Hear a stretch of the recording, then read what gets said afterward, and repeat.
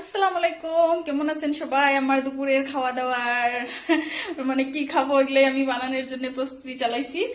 আর এই দিকে জানেন এটা কি? এটা তো জানেনি, এটা বাগুন।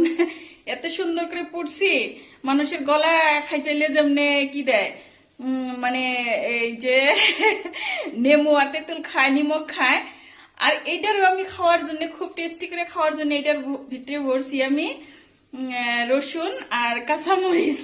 এইটা কি দিয়ে বানাবে জানেন? এই রসুন কাঁচামরিচ ওগুলা আর হইলো ধনিয়া পাতা, পেঁয়াজ, নিমক, এগুলা দিয়ে আর একটু তেল দিয়ে বানাইলে অনেক টেস্টি লাগবে, তাই না? ঠান্ডার দিনে অবশ্যই বাগুন পোড়া ভর্তা অনেক টেস্টি।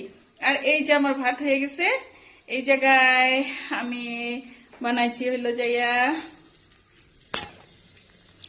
আপনার, এই জায়গায় আমি হাঁসের মাংস বানাবো। হাঁসের মাংসটা ঠান্ডার দিনে কিন্তু অনেক মজা খাওয়ার জন্য, তাই না? 10 গুণ মজা লাগে, তাই না? 10 গুণে মজা লাগে। আর আর ডাল ডাল তো ওটা কম্পালসারি থাকেই, ডাল আর সালাদ আর বাগুন ভর্তা হয়ে যাবো না? আজকের খানাটা অনেক টেস্টি। আর আছে তিল বাটা, বা আমি তো ভাবি আজকের খানাটা অনেক মাশাল্লাহ অনেক মজাদার হয়ে যাবে। আর হাঁসের মাংসটা অ্যাকচুয়ালি ঠান্ডার দিনের জন্য অনেক বেশি ভালো। আর এই যে আমার ভাত হয়ে গেছে,